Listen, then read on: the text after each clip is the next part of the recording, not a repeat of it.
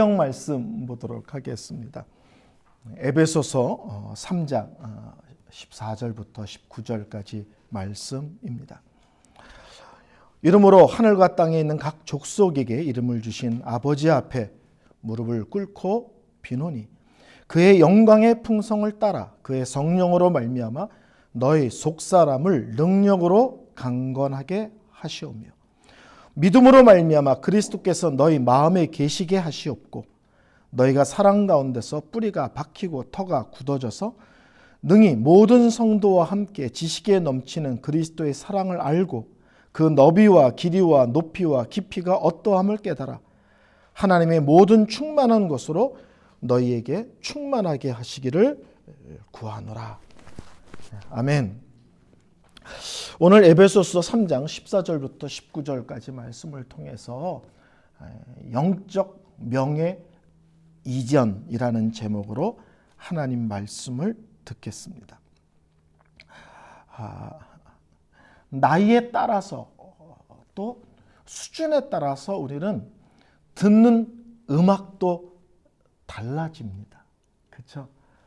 제가 30대에 안양에서 저보다 훨씬 연세가 많으신 성도님들을 제자 훈련시키는데 그분들이 그러는 거예요. 나이가 드니까 갑자기 트로트가 좋아지기 시작했어? 이러시는 거예요. 옛날에는 그런 음악 듣지도 않았는데 나이가 드니까는 그런 음악이 이렇게 땡긴다는 거예요. 나이에 따라서 듣는 음악도 다르고 또 책도 달라지죠. 나이에 따라서. 그렇죠? 또 영화나 이런 것도 성향이 달라집니다.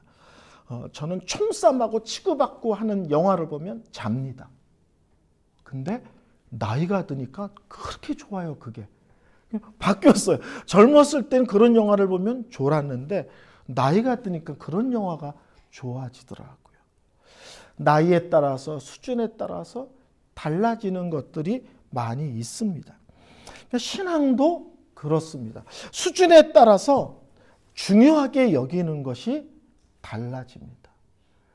그렇기 때문에 신앙이 깊어지면 깊어질수록 우리의 기도의 내용도 바뀌게 되어 있습니다. 왜? 관심의 영역이 바뀌니까 하나님께 구하는 것도 달라질 수밖에 없습니다. 오늘 우리가 읽은 이 본문은 사도 바울이 에베소 성도들을 위해서 기도한 두 번째 기도문입니다. 현재 바울은 감옥에 있습니다. 근데 놀랍게도 그 기도의 내용은 하나님 저 억울합니다. 또는 하나님 나 감옥에서 빨리 빼주세요가 아니라 밖에 있는 성도들을 위한 기도입니다. 그러면서 바울이 나는 하나님께 무릎을 꿇고 겸손하게 그리고 간절하게 기도합니다. 그렇게 하는 모습입니다. 근데 그 기도의 내용이 지난주 우리가 들었던 말씀처럼 영광의 풍성을 따라 성령의 능력으로 속사람을 강건하게 하옵시며입니다. 놀랍게도 바울은 자기 문제를 구하지도 않고 성도들의 일상의 삶의 크고 작은 문제에 집중하는 것이 아니라 속사람이 에베소 성도들의 마음이 그 중심이 강건하여 쉽게 흔들리고 요동하지 않는 성도가 되기를 구합니다. 속사람의 강건을 좀 쉽게 풀면 이런 겁니다. 예수 믿는 사람으로 세상을 타협하지 않게 하시고 세상에 끌려다니지 않게 하옵소서. 세상에 지지 않게 하옵소서.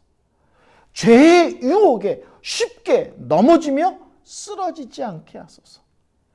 이 땅에 크고 작은 많은 아픔과 힘든 일을 겪지만 끝까지 믿음 안에서 잘 견디며 이겨내고 통과하는 그렇게 중심이 강건한 쉽게 흔들리지 않는 그런 분명한 성도가 되기를 원합니다. 첫 번째 기도입니다. 오늘 두 번째 기도는 뭐냐면 믿음으로 말미암아 그리스도께서 너희 마음에 계시게 하옵시고입니다. 이것을 그 톰 라이트라는 유명한 신학자가 쉽게 이렇게 번역을 했어요. 쉽게. 왕께서, 이 왕은 예수님이죠. 예수님께서 여러분의 마음을 그분의 집으로 삼으시기를. 예수님께서 우리의 마음을 그분의 집으로 삼고 온전히 거하시기를 위하는 기도입니다. 성도 여러분, 일반적인 삶 속에서 급한 것하고 중요한 것이 있을 때 뭘 먼저 하십니까? 급한 일이 있어요. 중요한 일이 있어요. 주로 우리는 뭐부터 우선하며 살아가나요? 우리는 주로 일상의 급한 일에 초점을 맞추고 그걸 쫓아다니기에 급급합니다.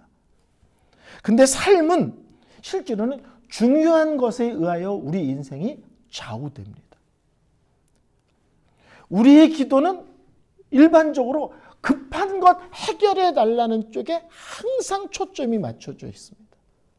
근데 바울은 중요한 것에 초점을 맞추고 항상 거기에 마음을 두며 그리고 하나님께서 그런 일들을 통하여 나를 아름답게 다듬어 가시기를 기도하고 있습니다.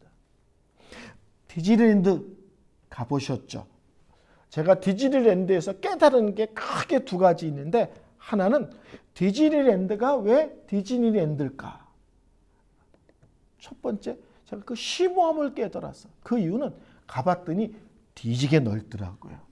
아, 그래서 디즈니랜드구나를 알았어요. 저의 경우는 딱 들어갔는데 들어가자마자 너무 좋은 거예요. 그래서 입구에서 사진을 찍느라고 너무 많은 시간을 소모했어요. 거기서 사진 찍고 입구에서. 근데 나중에 안에 들어갔더니 할 거, 볼 거가 너무 많은 거예요. 잘 몰랐는데 누가 귀뜸을 해줘가지고 문 닫기 일보 직전에 뭐 퍼레이드가 있고 뭐 불꽃 놀이가 있고 이걸 또 누군가 알아줘서 늦게까지 기다려가지고 그 퍼레이드도 보고 불꽃 놀이도 보고 그러고 왔습니다. 우리는 의외로 신앙생활을 할 때 나 예수 만났어. 나 구원받았어.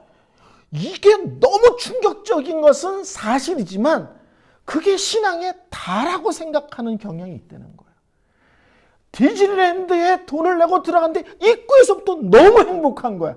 맞습니다. 근데 깊이 들어가면 더 놀랍고 더 재밌고 더 귀하고 더 복된 게 있다는 거예요.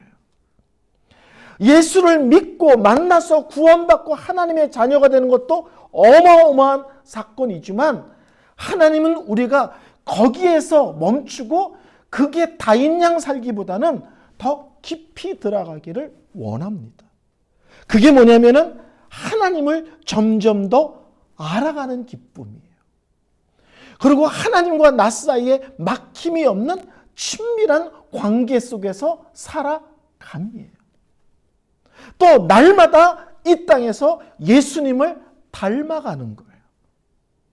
이 세상 한복판에서 세상의 원리로 살지 않고 믿음의 원리로 살아내는 것. 실제로는 하나님께서 믿음이라는 첫 문을 열고 깊이 들어갈 때 우리가 맛보고 누리기를 원하는 내용들은 실제로는 이런 내용들입니다. 그래서 믿음이 좋다라고 얘기할 때 저 사람은 성경을 100번 읽었대. 우리는 자꾸 이런 것에 기가 죽어요. 저 사람은 40일 금식 기도를 2번 했대. 이런 거. 저 사람은 헌금을 어마무시하게 한대. 막 이런 거에 우리는 기가 죽어요. 근데 성경에서 특별히 하나님이 믿음의 사람에게 요구하거나 바라시는 것은 속사람의 강건이에요. 정말 하나님을 만났느냐? 정말 믿음의 길이 복되고 놀랍고 영광스러운 것을 알았느냐? 그러면 이것을 세상과 비교하거나 타협하지 말아라. 이 엄청난 구원이라는 사건을 쉽게 죄에 항복하며 걸려 넘어지지 말아라. 이 땅에서 크고 작은 많은 일이 있지만 천국의 소망이 있다는 이유로 강건하게 그리고 분명하게 견디며 이겨내는 싸움을 싸워라. 이 속사람의 관건, 이런 부분에 우리 하나님은 관심이 있으시다는 거예요. 오늘 기도 내용은 뭡니까? 믿음으로 예수님께서 항상 내 마음에 계시기를. 쉽게 말하면 내 마음에 계시는데 그 예수님이 내 마음에서 왕 노릇 하시기를, 주인 노릇 하시기를, 내 모든 영역이 그분에 의하여 다스림을 받으시기를. 그리고 나는 마지못해서 알았어요 예수님, 이게 아니라 기쁨으로 즐거움으로 그 예수님 앞에 무릎을 꿇고 항복하기. 이게 바울이 두 번째로 성도들에게 구하는 기도, 성도들이 되었으면 하고 구하는 기도의 내용입니다. 자, 성도 여러분, 예수님이 내 마음에 계시기를 원하는 기도인데 이것은 이미 예수를 믿은 성도들을 위한 기도입니다. 그러니까 오해하시면 안 돼요. 예수님이 그 마음에 안 계신데 계셨으면 좋겠습니다, 이게 아니에요. 예수를 믿었다는 것은 이미 예수님이 우리 마음에 와 계신 것이에요. 여기서 기도한 것은 안 계신데 계시게 하옵소서가 아니라 계신데 그분이 내 삶 속에서 언제나 주인이게 하시옵소서, 왕이게 하여 주시옵소서. 나의 모든 영역이 그분의 온전한 다스림 안에 머물며 그것을 기뻐하게 하여 주시옵소서요. 요한계시록 3장 20절 다 외우시죠? 우리 예수 이 정도 믿었으면 우리 보통 성경 한 3권 정도는 외우잖아요. 우리가 보통 예수 믿은 세월이 있는데. 에베소 3장 20절 볼지어다 내가 문 밖에서 두드리노니 누구든지 내 음성을 듣고 문을 열면 그는 내가 그에게로 돌아가 그로 더불어 먹고 그는 나로 더불어 먹으리라. 근데 한국 교회가 이거를 어느 때 쓰냐면 예수 안 믿는 사람에게 전도하고 나서 이 말씀을 읽어준 다음에 예수님이 당신의 마음의 문을 두드리고 계십니다. 마음 문을 열고 예수님을 영접하시겠습니까? 이럴 때 이 성경을 써요. 근데 이 성경은요, 라오디아 교회에 보낸 편지예요. 예수를 믿는 사람들에게 보낸 편지예요. 그러니까 여기서 말하는 것은 예수님이 네 마음에 안 계신데 예수님을 마음에 모시란 얘기가 아니라 예수님과 이미 예수님이 네 마음 가운데 계신데 예수님과 풍성한 교제를 나누는 삶, 예수님과 막힘이 없는 친밀한 믿음의 삶을 사십시오라고 요구하는 겁니다. 여러분 식탁은 밥을 먹을 때 밥 먹을 때 말하는 거 아니야? 그런 걸 어디서 배웠어? 입 다물어. 밥 먹을 때 밥만 먹어야지. 이러십니까? 아니면 둘러앉아서 밥을 먹으면 하루 동안 있었던 온갖 얘기를 얘기하고 웃고 떠들고 이러는 분위기입니까? 요한계시록 3장 20절은 말하는 거 아니야? 그게 아니라 예수님과 예수님 근데요, 제가 오늘 학교를 갔다 왔는데요, 제가 오늘 운전을 하는데요, 제가 코스코를 갔는데 무슨 일이 있었는지 아세요? 그렇게 예수님과 기쁨에 사랑에 막힘이 없는 풍성한 교제의 삶을 살도록 요청하는 겁니다. 믿음이 좋다, 믿음이 성숙하다는 것은 날마다 내 마음 한가운데 예수님이 계신 것을 기억하며 사십니까? 이거예요. 그리고 기억만 할 뿐만 아니라 그분이 내 모든 삶을 간섭하시며 그분이 내 인생의 최종 결정권자십니까? 돈에 있어서도, 자녀에 있어서도, 내 시간을 사용하는 데 있어서도, 나의 앞으로의 계획에 있어서도 그 모든 것의 최종 결정권자가 납니까? 예수님입니까? 이거를 말씀하고 있는 겁니다. 저는 한국에서 목회할 때 한국은 교회라는 걸 만듭니다. 그런 거 아시죠? 이렇게 집 이렇게다가 몬트레이 사랑의 교회 이렇게 써서 붙이잖아요. 근데 저는 그거를 이렇게 써서 만들어 붙이고 싶었는데 끝내 못하고 왔어요. 여러분이 원하시면 제가 해드릴게요. 대개는 교회 명패가 커요. 사랑의 교회 이렇게 크게 쓰고 딸랑이야. 그런데 저는 몬트레이 사랑의 교회는 조그맣게 쓰고 큰 글씨로 이 집의 주인은 예수님입니다. 교회 이름은 조그맣게 쓰고 크게 이 집의 주인은 예수님입니다. 그 집에 가족들이 들어가며 나가며 끊임없이 기억하는 거예요. 이 집의 최종 결정은 엄마가 하는 것도 아니고 아빠가 하는 것도 아니고 하나님이 하시는 거다. 또 그 집에 방문한 사람들도 이 사람은 정말 예수님 중심으로 사는 가정이구나를 눈으로 확인하고 들어가고 나가기를 꿈꿨습니다. 끝내 그거를 못 만들고 여태까지 살았어요. 오늘 설교 제목이 영적 명의 이전입니다. 명의 이전 아시죠? 집을 샀으면 내 이름으로 이제 집을 해놔야 될 거 아니에요. 예수를 믿는 것은 예수 믿고 죄 용서 받았습니다. 예수 믿고 하나님 자녀 됐습니다. 예수 믿고 천국 갑니다. 이런 것만을 의미하는 것이 아니라 나의 모든 영역에 그분의 이름을 붙이는 거예요. 아이들 보면은 아무것도 아닌데 그런 거 있죠. 내 거야! 이런 거 있죠, 애들. 그 뗐을 때, 내 거야! 만지지 말라 이거죠. 손대지 말라 이거죠. 내 거야!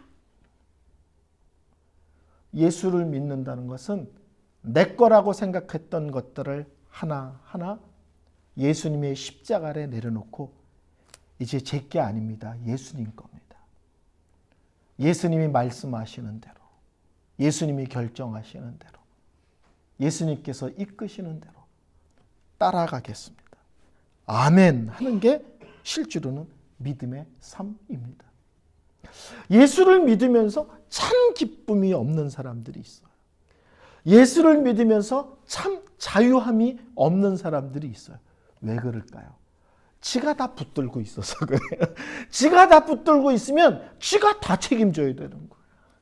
그러니까 참 기쁨도 없고 참 자유도 없는 것입니다.